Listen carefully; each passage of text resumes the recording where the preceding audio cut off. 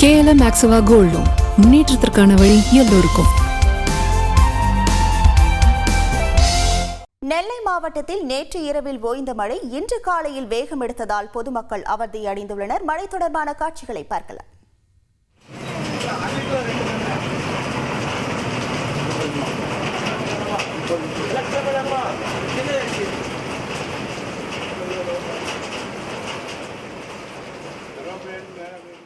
இது குறித்தான முழு விவரங்களோடு இணைகிறார் நமது செய்தியாளர் ராமசுந்தரம். வணக்கம் ராமசுந்தரம். நெல்லையில் மழை தொடர்பான விவரங்கள் என்னவாக உள்ளது? மழைநீர் எங்கெல்லாம் தேங்கி இருக்கிறது? முழு விவரங்கள் என்ன? வடகிழக்கு பருவமழை தீவிரமடைந்துள்ள நிலையில நேற்று முன்தினம் இரவு தொடங்கிய மழை நேற்று மதியம் வரை விட்டு பெய்து வந்தது. கனமழையும் அவ்வப்போது பெய்து வந்தது. அதனால சாலைகள்ல அங்கங்கே மழைநீர் தேங்கி இருந்தது. மாநகராட்சி உள்ளிட்ட நிர்வாகத்தினர் உடனடியாக அதை அப்புறப்படுத்தும் பணியிலும் ஈடுபட்டார்கள். நேற்று இரவு முழுவதும் மழை இல்லாத நிலை இருந்த சூழல்ல தற்போது மீண்டும் மழையின் வேகம் எடுத்திருக்கிறது.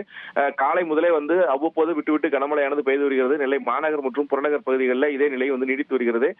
நேற்றைய தினம் குறைவான அளவே மழை பதிவாகி இருந்த நிலையில மாவட்ட நிர்வாகத்தின் சார்பில் பள்ளி கல்லூரிகள் செயல்படும் என அறிவிப்பு வெளியிடப்பட்டது. தொடர்ந்து பள்ளி கல்லூரிகளும் இன்றைய தினம் செயல்பட்டு வருகிறது.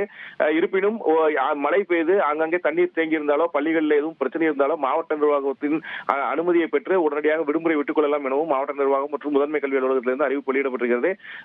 அதாவது மழை தொடர்ந்து பெய்யக்கூடிய சூழல்ல பொதுமக்களை குழப்பும் விதத்துல பல்வேறு வதந்திகளும் பரப்பப்பட்டு வருகிறது. அதாவது பள்ளிகளுக்கு விடுமுறை என்பது குறித்தான போட்டோ புகைப்படங்களுடன் கூடிய அந்த விளம்பரங்கள் வெளியிடப்பட்ட ஒரு சூழல்ல வதந்தி பரப்பினால் அவர்கள் மீது குற்றவியல் நடவடிக்கை எடுக்கப்படும் எனவும் மாவட்ட நிர்வாகம் தரப்பில் தெரிவிக்கப்பட்டிருக்கிறது. நேற்றைய தினம் இன்று பள்ளி விடுமுறை என நேற்றைய தினம் சிலர் வதந்திகள் பரப்பும் விதமாக